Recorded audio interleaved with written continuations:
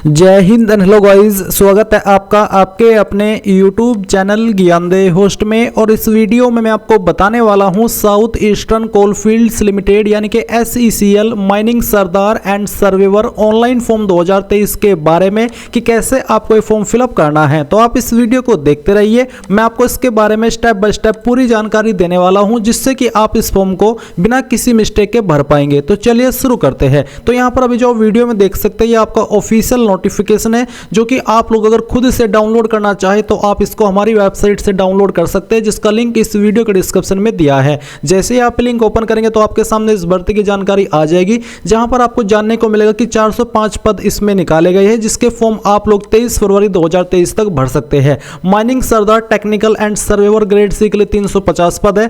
Deputy surveyor technical and supervisor grade 4C post पर 55 पद निकाले गए हैं। बात करें इसकी क्वालिफिकेशन की तो माइनिंग सरदार पर अप्लाई करने के लिए आपसे 10वीं पास की योग्यता, साथ ही valid mining sardarship certificate of competency and valid first aid and gas testing certificate मांगा है, या फिर आपके पास 10वीं या उसके बराबर की योग्यता हो। एंड साथ ही आपके पास डिप्लोमा होना चाहिए माइनिंग इंजीनियरिंग के अंदर, जो कि आपका कम से कम 3 साल का होना चाहिए, और आपके पास वैलिड ओरमैन सर्टिफिकेट भी होना चाहिए, और साथ ही आपके पास valid first aid and gas testing certificate रहना चाहिए। डिप्यूटी सर्वेवर पर अप्लाई करने के लिए क्या क्वालिफिकेशन चाहिए वो भी आप यहां पर देख सकते हैं। बेसिकली 10वीं है और अन्य जो सर्टिफिकेट है वो आपके पास होना चाहिए। एज आपकी 18 से 30 साल के बीच रखी गई है। एंड यहां पर जो अनरिजर्व्ड यानी कि जनरल OBC EWS कैटेगरी है इनसे 1180 रुपए फीस, और SC ST ex serviceman and departmental candidate के लिए कोई एप्लीकेशन फीस नहीं है, ये फ्री में अप्लाई कर सकते हैं। किस पोस्ट पर आपको क्या सैलरी मिलेगी वो भी आप यहां पर देख सकते हैं। तो आपको ये सभी जानकारी चेक करने के बाद में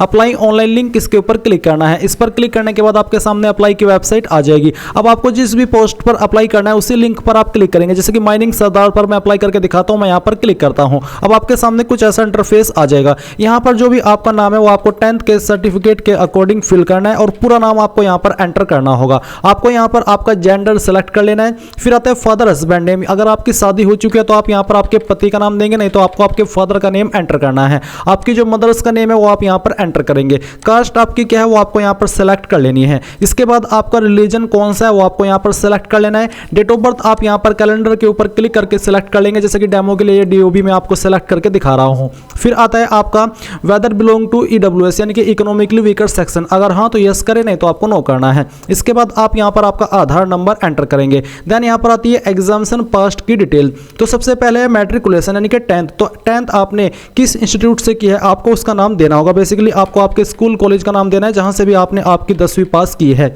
इसके बाद में आप यहां पर देखेंगे आपके सामने ऑप्शन है बोर्ड यूनिवर्सिटी का। तो आपने जिस भी बोर्ड से आपकी 10वीं की है उसका नाम आपको यहां पर एंटर करना है। तो चलिए हम यहां पर इसको एंटर करते हैं। फिर आता है ईयर ऑफ पासिंग, किस साल के अंदर आपने आपकी 10वीं पास कर ली थी वो आपको यहां पर सेलेक्ट कर लेना है। डिवीजन या फिर ग्रेड आपकी क्या थी वो आपको यहां पर लिखना है। इसके बाद परसेंटेज आपकी कितनी थी 10th के अंदर वो आपको पॉइंट के साथ में लिखना होगा। इसके बाद आता है 10+2 यानी कि 12वीं। तो अगर आपकी 12वीं है तो आप यहां पर यस करेंगे, नहीं तो आप नो कर सकते हैं। अगर आप यस करते तो फिर आपको सेम जानकारी ऐसे ही देनी है जैसे कि अभी आपने 10th की दी है। तो आप यहां पर आपके स्कूल कॉलेज का नाम देंगे, आपके बोर्ड का नाम देंगे, आपका जो ड्यूरेशन ऑफ कोर्स है वो आप यहां पर 2 ईयर के रूप में देंगे, यानी कि 2 ईयर में आपकी 12th काउंट होती है। ईयर ऑफ पासिंग, किस साल के अंदर आपने आपकी 12वीं पास की है वो आप सिलेक्ट करेंगे। डिवीजन आपकी क्या थी वो आप यहां पर इस तरह से लिख देंगे, एंड जो आपकी परसेंटेज थी वो भी आप यहां पर एंटर कर देंगे। फिर आता है डिप्लोमा माइनिंग इंजीनियरिंग, अगर आपके पास है तो आप यस करेंगे, नहीं तो आप नो कर सकते हैं। डिग्री इन माइनिंग इंजीनियरिंग तो आप यहां पर यस करेंगे। इनमें से जो भी आपके पास क्वालिफिकेशन है उसके ऊपर यस करें, नहीं तो आप नो करके आगे बढ़ सकते हैं।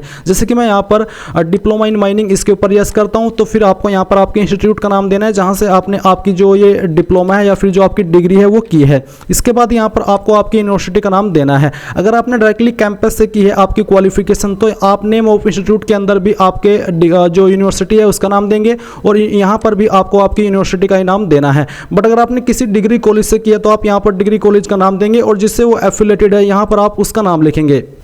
इसके बाद में यहाँ पर आता है कि किस साल के अंदर आपने जो क्वालिफिकेशन है वो पास की है, वो आपको यहाँ पर सेलेक्ट करना है और आपकी जो डिवीजन है सेम तरीके से आपको एंटर कर देनी है। आपकी जो परसेंटेज है वो आप यहाँ पर एंटर कर देंगे पॉइंट के साथ में। इसके बाद यहाँ पर आता है आपके पास प्रोफेशनल क्वालिफिकेशन स्टैट्यूटरी सर्टिफिकेट। तो आपको यहाँ पर कुछ सवालों के आंसर करने हैं, जैसे कि mining Sardar certificate of competency. अगर आपके पास है तो यस करें, नहीं तो आपको नो करना है। अगर आपके पास है और आप यस कर रहे हैं तो आपको सर्टिफिकेट नंबर देना है और सर्टिफिकेट डेट देनी है कि कब ये सर्टिफिकेट जारी हुआ था और कब तक वैलिड है, वो डेट आप यहाँ पर सेलेक्ट करेंगे। इसी प्रकार से अगर आपके पास ओवरमैन सर्टिफिकेट ऑफ कॉम्पिटेंसी है तो आप यस करेंगे एंड फिर सर्टिफिकेट नंबर देंगे, सर्टिफिकेट डेट यानी कि कब सर्टिफिकेट जारी हुआ है वो आप यहाँ पर लिखेंगे और कब तक वैलिड है वो आप यहाँ पर सेलेक्ट कर लेंगे।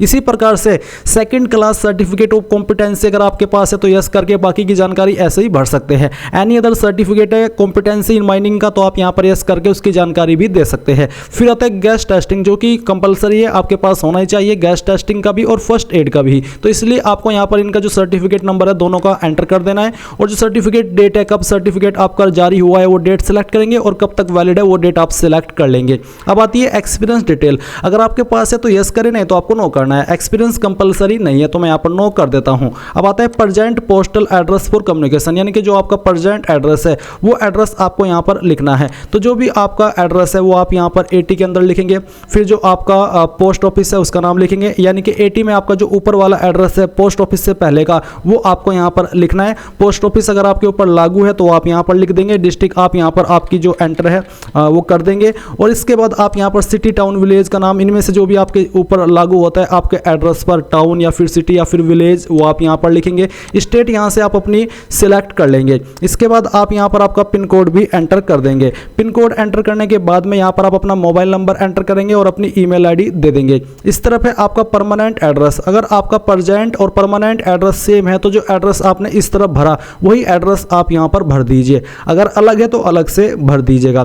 फिर आता है एम्प्लॉयमेंट एक्सचेंज रजिस्ट्रेशन डिटेल। क्या आप जो रोजगार कार्यालय है किसी भी उसके अंदर आप रजिस्टर्ड है? अगर हाँ तो यस करें, नहीं तो आपको नो करना है। अगर आप यस करते तो फिर आपको registration number, year of registration और नेम ऑफ एक्सचेंज रोजगार कार्यालय यानी कि रोजगार कार्यालय का नाम आपको यहाँ पर देना है। अगर नहीं है तो जैसा कि मैंने कहा आप नो कर सकते हैं और ये कैप्चा कोड भरेंगे एंड सभी जानकारी चेक करते हुए आप यहाँ पर सबमिट पर क्लिक करेंगे। सबमिट करने के बाद में आप यहाँ पर देखेंगे कि जो आपका एप्लीकेशन फॉर्म है वो सबमिट हो चुका है। आप यहाँ पर आप क्लिक है टू डाउनलोड एप्लीकेशन फॉर्म, इसके ऊपर क्लिक करके इसको डाउनलोड कर लेना है और यहाँ से आप इसको प्रिंट निकलवा लेंगे। अभी आपका फॉर्म कंप्लीट नहीं हुआ है, अभी आपको आगे का प्रोसेस पूरा करना है। वो क्या है मैं यहाँ पर आपको बताता हूँ। अगर आप ऑफिशियल नोटिफिकेशन पर आएंगे तो ऑफिशियल नोटिफिकेशन पर आने पर आपको यहाँ पर ये बोला है कि आपको फॉर्म फिल करने की लास्ट डेट 23 फरवरी 2023 दी गई है।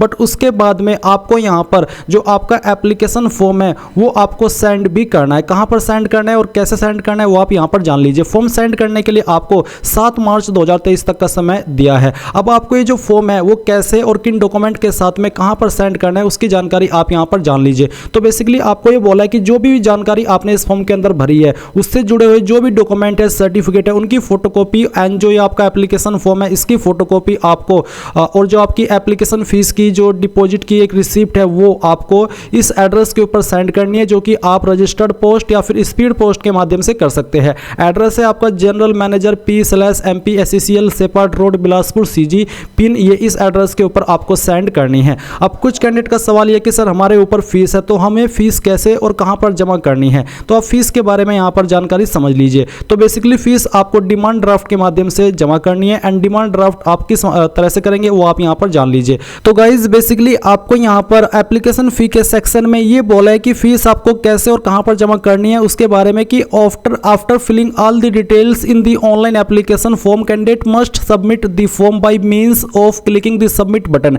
And download the filled in application form. यानी कि आपने जैसे ये एप्लीकेशन फॉर्म डाउनलोड कर लिया तो जो आपकी फीस है उसके लिए आपको कहा है कि deposit the application fees by NEFT या फिर fund transfer as per the bank details provided in the form.